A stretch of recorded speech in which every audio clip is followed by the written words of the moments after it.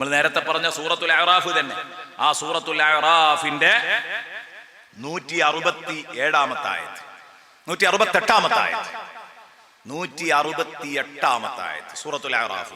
വബലൗനാഹും bill ഹസനാതി വസ്സയ്യിആത്ത്, വബലൗനാഹും bill ഹസനാതി വസ്സയ്യിആത്ത്. മനുഷ്യരെ നാം പരീക്ഷിച്ചു ബിൽ ഹസനാതി വസ്സയ്യിആത്ത്, നന്മകളെ കൊണ്ടും തിന്മകളെ കൊണ്ടും. കണ്ടോ, സുഖം കൊണ്ടും ദുഃഖം കൊണ്ടും മനുഷ്യനെ പരീക്ഷിക്കും. വബലൗനാഹും ബിൽ ഹസനാതി വസ്സയ്യിആത്തി. എന്തിനാണ് ചിലർക്ക് സുഖം കൊടുക്കുന്നത്, എന്തിനാ ചിലർക്ക് ദുഃഖം കൊടുക്കുന്നത്? ലഅല്ലഹും യർജിഊൻ.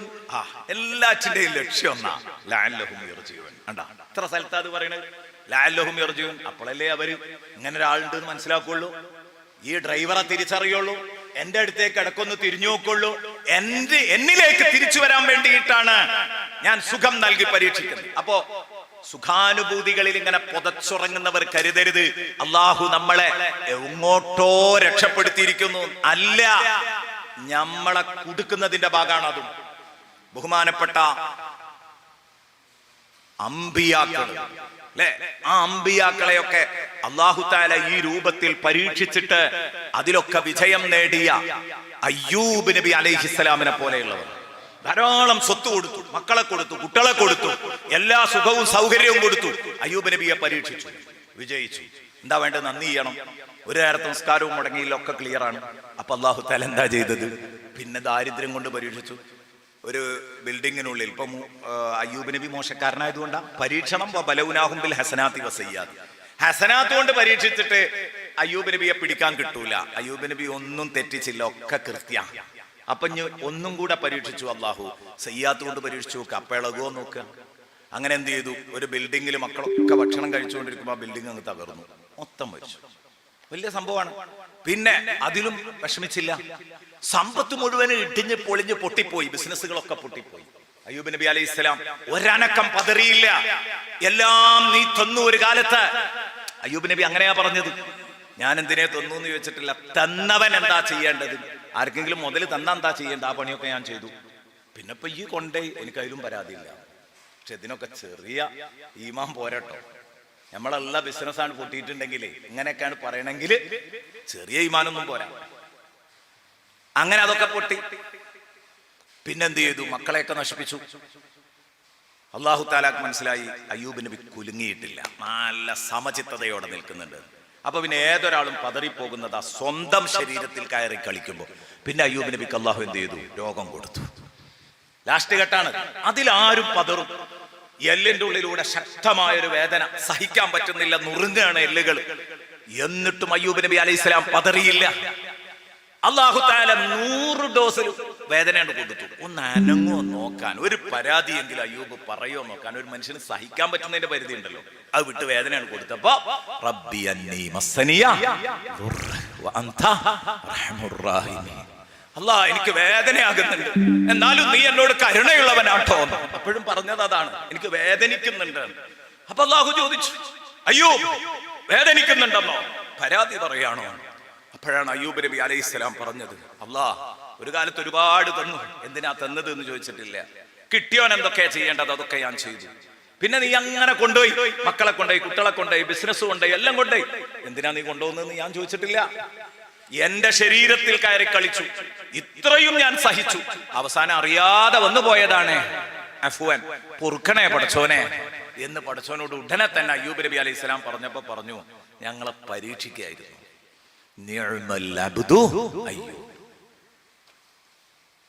ഇത്ര ഒരു സൂപ്പർ അടിമയാണ് അയ്യൂബ് നബി അലൈഹിസ്സലാം. സൂപ്പർ അടിമയാണ്, ഏറ്റവും നല്ല അടിമയാണ്. ഇങ്ങനത്തെ ഒരു മനുഷ്യനെ ഞാൻ കണ്ടിട്ടില്ല. സമ്മതിച്ചു, നിങ്ങളെ സമ്മതിച്ചു. അതുകൊണ്ട് ഇനി ഞാൻ എല്ലാം റെഡിയാക്കി തരാം. നിങ്ങൾ നിൽക്കുന്നിടത്ത് എഴുന്നേറ്റ് നിൽക്കുക. കാലുകൊണ്ട് കാലുകൊണ്ട് ഒരു തട്ട് കൊടുക്കുക, ഒരു ചവിട്ട് കൊടുക്കുക. അവിടെ വെള്ളം ഇങ്ങ് പൊടിയും.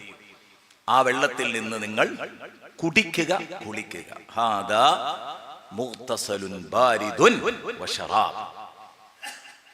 കുറച്ച് വെള്ളം കുടിക്കും ചെയ്യാം. കാലിട്ട് ചവിട്ടിയെടുത്ത് ഉറവയായി പൊട്ടുന്ന വെള്ളം കുറച്ചെടുത്ത് കുളിക്കും ചെയ്യാം. എന്ന് പറഞ്ഞാൽ പുരട്ടാനും ഉള്ളിക്ക് കുടിക്കാനും മരുന്ന് കൊടുത്തതാ. അതിലാണ് സുഖമായി. എഴുന്നേറ്റ് നിന്നു. പിന്നെ മക്കളും കുട്ടികളും ഒക്കെ കൊടുത്തു. കുളിക്കുന്ന സമയത്ത് തോർത്തുമുണ്ട് മാറ്റി കുളിക്കുമ്പോൾ മെയിൻ ഡ്രസ്സ് അത് ഊരിയിട്ട് അവിടെ വെച്ചിരുന്നു.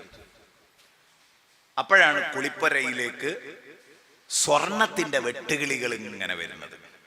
ബുഖാരിയിലുണ്ട്, സഹീഹുൽ ബുഖാരിയിൽ ഈ സംഭവം. സ്വർണത്തിന്റെ വെട്ടുകിളികൾ ഇങ്ങനെ വരിക. അപ്പൊ ബഹുമാനപ്പെട്ടവര് ആ തുണി എടുത്തിട്ട് അതൊക്കെ അതിന്റെ ഉള്ളിലാക്കി. ഞമ്മക്കൊക്കെ ഇപ്പൊ സ്വർണത്തിന്റെ വെട്ടുകിളി ഒന്ന് നോക്കണ്ടേ അല്ലെ? എന്തൊരു ജാഗ്രത ഉണ്ടാവും അത് ഒരു കൂട്ടാൻ. ഇതിങ്ങനെ ഒരു കൂട്ടപ്പോ അള്ളാഹു ഒറ്റ ചോദ്യം, അയ്യോ ദുനിയാവിന്റെ പിന്നാലെയാണോ? അപ്പൊ അയ്യൂബ് നബി അലൈഹി സ്വലാം പറഞ്ഞു, പഠിച്ചോനെ ദേമാതിരി തന്നെ ഒരുപാട് തന്നു, എന്തിനാ തന്നെന്ന് ചോദിച്ചിട്ടില്ല. അപ്പൊ ചെയ്യേണ്ടതൊക്കെ ഞാൻ ചെയ്തു. പിന്നെ നീ അങ്ങനെ കൊണ്ടുപോയി, എന്തിനാ കൊണ്ടുപോയത് നീ ആ പരാതിയും പറഞ്ഞിട്ടില്ല. വീണ്ടും നീ എനിക്ക് തരുമ്പോ അത് വേണ്ട എന്ന് പറയാൻ അയ്യൂബ് ആളല്ല. അയ്യൂബ് നബി അലൈഹി സ്വലാം അത് വേണ്ട എന്ന് പറയാൻ അയ്യൂബ് ആളല്ല. അപ്പൊ അള്ളാഹു പറഞ്ഞു, ശരി എടുത്ത് കെട്ടിക്കോളൂ, ഇത് നിങ്ങൾക്ക് തന്നതാണ്. കാരണം ബിസിനസ് രണ്ടാമത് സ്റ്റാർട്ട് ചെയ്യണമെങ്കിൽ ഒരു മൂലധനം വേണമല്ലോ. അത് ഞാൻ ഇങ്ങനെയാ തന്നത്, ഒരു മുഴുജിതത്തിലൂടെ അയ്യൂബ് നബി അലൈഹി സ്വലാമിനോട്. ഇതാ സുഹൃത്തുക്കളെ ലോകം. അപ്പൊ എന്ത് ചെയ്യണം? ഏതു പരീക്ഷണങ്ങൾ വന്നാലും അവിടെ അതിജയിക്കാൻ കഴിയണം. അത് അതിജയിക്കാൻ കഴിയുമ്പോഴാണ് ഒരു വിശ്വാസി യഥാർത്ഥത്തിൽ രക്ഷപ്പെടുന്നത്. വല്ലാത്തൊരു സംഭവമാണ്. ഇനി സൂറത്ത് യൂനുസിന്റെ 24-ാമത്തെ ആയത്ത്, അതും കൂടെ കഴിഞ്ഞാൽ ഈ വിഷയത്തിൽ ഒരു ഏകദേശം ഇത് സംബന്ധമായിട്ടുള്ള ഒരുപാട് ആയത്തുകൾ ഇവിടെ പരാമർശിച്ചു കഴിഞ്ഞിട്ടോ. ഈ ഓരോന്ന് കേൾക്കുമ്പോഴും നിങ്ങൾക്ക് തോന്നും, ഓ ഇത് വല്ലാത്ത സംഭവം എന്നില്ലേ, ഓരോന്ന് കേൾക്കുമ്പോഴും. ഇനി ഇവിടെ നോക്ക് നിങ്ങൾ, സൂറത്ത് യൂനുസിന്റെ 24-ാമത്തെ ആയത്ത്, സൂറത്തുൽ അറാഫിലെ 100-ാമത്തെ ആയത്തും കൂടെ നമുക്ക് പറയാനുണ്ട്. അത് ഇൻഷാ അല്ലാഹ് പിന്നെ പറയാം. ഇത് കേട്ടോളൂ. ഇന്നമാ മസലുൽ ഹയാത്തി ദുനിയ. നമ്മൾ പഠിച്ചതിന്റെ ഏറ്റവും നല്ല പാടാണെന്ന് പറയുന്നത് കേട്ടോ. ഇന്നമാ മസലുൽ ഹയാത്തി ദുനിയ, ഭൗതിക ജീവിതത്തിന്റെ ഉദാഹരണം. നിങ്ങൾ ഈ ഭൗതിക ജീവിതം ഇങ്ങനെ കാണുമ്പോൾ നിങ്ങളുടെ ഫ്ലാറ്റുകള്, നിങ്ങളുടെ വരുമാനങ്ങള്, നിങ്ങളുടെ വലിയ ശമ്പളമുള്ള ജോലി, നിങ്ങളുടെ ആരോഗ്യം, നിങ്ങളെ കുടുംബം, നിങ്ങളെ മക്കള്, ഇതൊക്കെ കണ്ട് പൊന്തം വിട്ടു പോകരുത്, പരിധി വിടരുത്. ഈ ദുനിയാവ് എന്ന് പറഞ്ഞാൽ അതെന്താ എന്ന് നിങ്ങൾക്കറിയുമോ? അല്ലാഹു റബ്ബുൽ ഇസ്സത്ത് പറയുകയാണ്, ഇന്നമാ മസലുൽ ഹയാത്തി ദുനിയ, ഈ ഭൗതിക ജീവിതത്തിന് ഞാൻ ഒരു ഉപമ പറഞ്ഞു തരാം. കമാ ഇന്നംസൽനാഹു മിനസ് സമാ, നാം ആകാശത്ത് നിന്ന് മഴ പെയ്യിച്ചു. ഫഖ്തലത ബിഹി നബാതുൽ അർളി, ഭൂമിയിലെ സസ്യലതാദികളൊക്കെ ആ മഴവെള്ളം കാരണം അവിടെ ഇടതൂർന്ന് വളർന്നു. മിമ്മായ യഅ്കുലുന്നാസു വൽ അൻആം, മനുഷ്യരായ നിങ്ങൾക്കും നിങ്ങളുടെ നാൽക്കാലികൾക്കും തിന്നാൻ പറ്റുന്നതൊക്കെ ഈ ഭൂമിയിൽ ഇടതൂർന്ന് വളർന്നു നിന്നു. അപ്പ ഹത്താ ഇദാ അഖ്റജത്തിൽ അർദു സുഖുറുഫഹാ, ഭൂമി അതിന്റെ മുഴുവൻ സമയവും സ്വീകരിച്ചു, അതിന്റെ എല്ലാ ഭംഗിയിലും. വസയ്യനത്, ആ ഭൂമി ഉടുത്തൊരുങ്ങി നിൽക്കുമ്പോൾ എന്താ ആ അവതരണം നോക്കുങ്ങൾ. എന്റെ നാട്ടിൽ നിന്ന് 2 സുഹൃത്തുക്കൾ ചൂരൽമലയിലെ ദുരന്തം നടക്കുന്ന അന്ന് വൈകുന്നേരം 6 മണിക്ക് അവർ ചൂരൽമലയിലാണ്. എന്റെ 2 സുഹൃത്തുക്കൾ അവരെന്നെ വിളിച്ചിട്ട് പറഞ്ഞു, ഞങ്ങൾ അവിടെ ആയിരുന്നു ഉണ്ടായിരുന്നത്. നോക്ക് നിങ്ങൾ, അപ്പം കണ്ട് ഇറങ്ങിയിട്ടുള്ളൂ. അവര് പോകുന്നതിന്റെ ശേഷം അത് സംഭവിക്കുന്നത്. സംഗതി അവരവിടെയാണുള്ളതെങ്കിൽ ഞങ്ങൾക്ക് പോലും അറിയില്ല. ഇവര് രണ്ടാളും മിസ്സായി എന്നല്ലാതെ ഇവര് ചൂരൽമലയ്ക്ക് പോയവരാരെങ്കിൽ അറിയണ്ടേ? അപ്പോഴല്ലേ അത്തരം ഒരു അന്വേഷണം പോവുള്ളൂ. ആരോടും പറഞ്ഞിട്ടില്ല, വീട്ടിലും പറഞ്ഞിട്ടില്ല. ഇവര് വെറുതെ പോയതാണ്. എന്നിട്ട് പറഞ്ഞു, ഭൂമിയിലെ ഒരു സ്വർഗ്ഗമായിരുന്നു ഉസ്താദെ അവിടെ. ഞങ്ങൾ അഭിപ്രായം പറഞ്ഞു.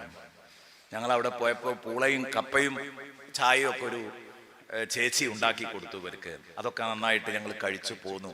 അപ്പൊ ഇത് ഭൂമിയിലൊരു സ്വർഗ്ഗാന്നൊക്കെ ഞങ്ങൾ പറഞ്ഞു പോന്നു അവരോട്. അവരൊക്കെ പോയിട്ടുണ്ട്, ആ സംസാരിച്ച ആളുകളൊക്കെ പോയിട്ടുണ്ട്. ഇവര് അന്വേഷിച്ച് നോക്കിയപ്പോ അവരൊക്കെ പോയിട്ടുണ്ട് എന്നാ കിട്ടിയ വിവരം. നോക്ക് നിങ്ങൾ, അപ്പോ ഭൂമിയിലെ സ്വർഗ്ഗാണ്.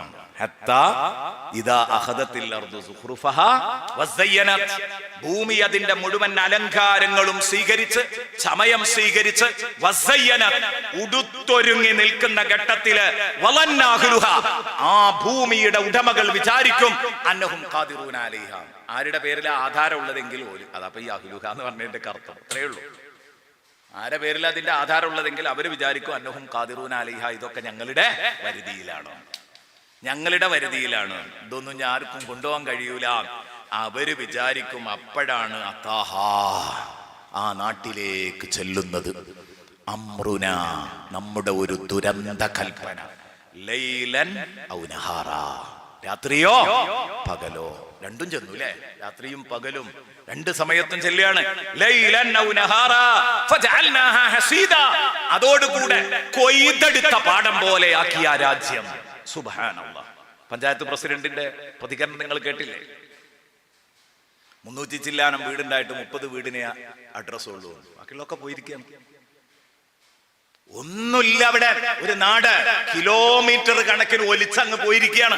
ഫജഅൽനാഹാ ഹസീദ, അതിനെ എടുക്കപ്പെട്ടതുപോലെ ആക്കി മാറ്റി. എന്നിട്ട് അടുത്തതിനാണ് അടിവരടേണ്ടത്. അതിന് അണ്ടർലൈൻ ചെയ്യണം അടുത്ത വാക്കിന്. കഅല്ലം തഗ്ന ബിൽ അംസ്, ഇന്നലെ അത് അവിടെ ഇല്ലായിരുന്നു എന്ന് തോന്നിപ്പോകും. കണ്ടോ, ഇന്നലെ ആ സാധനം അവിടെ ഇല്ലാത്തതുപോലെ. കഅല്ലം തഗ്ന ബിൽ അംസ്, ചൂരൽമലയിൽ പോയത് ബോധ്യപ്പെടും. കഅല്ലം തഗ്ന ബിൽ അംസ്, ഇന്നലെ അവിടെ ഇല്ലായിരുന്നു എന്ന് തോന്നും. അതാണ് സത്യം. ഒരു രാജ്യമാണ് പോയിരിക്കുകയാണ്, മൊത്തം അങ്ങ് നശിച്ചിരിക്കുകയാണ്. കഅല്ലം തഗ്ന ബിൽ അംസ്, ഇന്നലെ അത് അവിടെ ഇല്ലായിരുന്നു എന്ന് തോന്നിപ്പോകും. കദാലിക നുഫസ്സിലുൽ ആയാത്ത്, ഇതേ രൂപത്തിൽ നാം പൊള്ളുന്ന ദൃഷ്ടാന്തങ്ങൾ ഇങ്ങനെ കാണിച്ചു വിശദീകരിച്ചു കൊണ്ടിരിക്കും. ആർക്ക്? ലിഖൗമിൻ യതഫക്കറൂൻ, ചിന്താശേഷിയുള്ള ഖൗമിന്. അതില്ലാത്തവരോ എവിടെ പടച്ചോന്ന് ചോദിക്കും, എവിടെ ഔലിയാക്കൾ എന്ന് ചോദിക്കും, എവിടെ മൗലിദുൻ റാത്തീബും എന്ന് ചോദിക്കും. ഓൽക്കതിനെ കഴിയുള്ളൂ. ലിഖൗമിൻ യതഫക്കറൂൻ, ചിന്തിക്കുന്ന ജനത. അവര് എന്നും ഈ വിഷയത്തിൽ നന്നാവാനേ അവർക്കിടമുള്ളൂ. ഇനി സൂറത്തുൽ അറാഫിലെ അതിശക്തമായ ഒരു ആയത്തും കൂടെ, ഒരു വാണിങ്ങുകളുടെ 1-2 വാണിങ്ങുകൾ അതും കൂടെ കേൾപ്പിച്ചു നിർത്താം. അഫ അമിന അഹ്ലുൽ ഖുറാ അൻ യഅതിയഹും ബഅസുനാ ബയാതൻ വഹും നായിമുൻ. 97-ാമത്തെ ആയത്ത് സൂറത്തുൽ അറാഫിൽ തന്നെ. അറാഫിലാണ് ഇത് കൂടുതലുള്ളത്. അഫ അമിന അഹ്ലുൽ ഖുറാ, ഓരോ രാജ്യക്കാരും നിർഭയരാണോ? ഓരോ ഗ്രാമവാസികളും പേടിയില്ലാതെ ജീവിക്കുകയാണോ? നമ്മുടെ ദുരന്തം അവർക്ക് വരുന്നതിനെ തൊട്ട് അവർ നിർഭയരാണോ? ബയാത്തൻ, നട്ടപ്പാതിര നേരത്ത്. നട്ടപ്പാതിരാക്കാണ് ചുരൽമലയിൽ വരുന്നത് ആദ്യം അല്ലെ? ബയാത്തൻ, നട്ടപ്പാതിര സമയത്ത് വരാം. വഹും നായിമൂൻ, അവർ കൂർക്കം വലിച്ചുറങ്ങുമ്പോൾ. ഒന്നും ചെയ്യാൻ കഴിയൂല. ഉറങ്ങല്ലെങ്കിൽ എങ്ങോട്ടെങ്കിലും ഒക്കെ ഒന്ന് ഓടി രക്ഷപ്പെടാൻ പറ്റുമോ നോക്കാൻ. രക്ഷപ്പെടാൻ കഴിയൊന്നുമില്ല എന്നാലും. പക്ഷെ നട്ടപ്പാതിരക്ക് ഉറങ്ങിക്കിടക്കുമ്പോഴാണെങ്കിൽ ഒന്നുമില്ല, ആട് പോവന്നെ. ബയാത്തൻ വഹും നായിമൂൻ, നട്ടപ്പാതിരാക്ക് ഉറങ്ങിക്കിടക്കുമ്പോൾ നമ്മുടെ ദുരന്തം വരൂലാന്ന് ഏത് ഗ്രാമവാസികൾക്ക് ആ ധൈര്യത്തോടെ പറയാൻ പറ്റുക? അല്ലാഹു. അഫ അമിനാഹുൽ ഖുറാ അൻ യഅതിയഹും ബഅസുനാ ബയാതൻ വഹും നായിമൂൻ. അവ അമിന അഹ്ലുൽ ഖുറാ, അതോ ഒരു നാട്ടുകാർ നിർഭയരാണോ? അൻ യഅതിയഹും ബഅസുനാ, നമ്മുടെ ദുരന്തം അവർക്ക് വരുന്നതിനെ തൊട്ട് ദുഹാൻ, പട്ടാ പകല് വന്നൂടെ. പകലാണെങ്കിൽ ഇവരെന്താ കാട്ടുക? ഒന്നും കാട്ടൂല. അപ്പൊ പകലാണെങ്കിൽ ഞങ്ങൾ ഓടുന്നൊക്കെ പറയുകയാണെങ്കിൽ അല്ലാഹു പറയണം പട്ടാ പകല് വന്നു നോക്കാം. ഇവർ കളിച്ചു കൂത്താടിക്കൊണ്ടിരിക്കുമ്പോ പകല്, രാത്രിയാകുമ്പോ ഉറങ്ങാം, ഇബാദത്ത് ചെയ്യാന്നല്ല അപ്പോഴും പറഞ്ഞു. നോക്കി നിങ്ങള്, രാത്രി കൂർക്കം വലിച്ച് ഉറങ്ങായിരിക്കും, പകല് കൂത്താടി അടക്കായിരിക്കും. അപ്പോഴായിരിക്കും ഈ ദുരന്തം വരിക. അപ്പോഴായിരിക്കും ഈ ദുരന്തം വരിക. ആ ദുരന്തം അങ്ങ് വരുമ്പോൾ അത് വരൂല എന്ന് പറയാൻ ധൈര്യമുള്ള നാട്ടുകാരാരാണ്?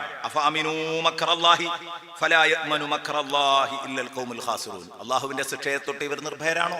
അള്ളാഹുവിന്റെ ശിക്ഷയെ തൊട്ട് നിർഭയരാവാൻ പരാജയപ്പെട്ട ഖൗമിന് മാത്രമേ സാധിക്കൂ. പരാജയപ്പെട്ടവർക്ക് മാത്രമേ അള്ളാഹുവിന്റെ ശിക്ഷയെ തൊട്ട് നിർഭയരാവാൻ പറ്റൂ. 99-ാമത്തെ ആയത്ത്, 98, 99, 97, 98, 99. ഇനി 100-ാമത്തെ ആയത്തിലാണ് നമുക്ക് പാഠം ഇരിക്കുന്നത്. അവലം യഹ്ദി ലില്ലദീന യരിസൂനൽ അർള മിൻ ബഅദി അഹ്ലിഹാ.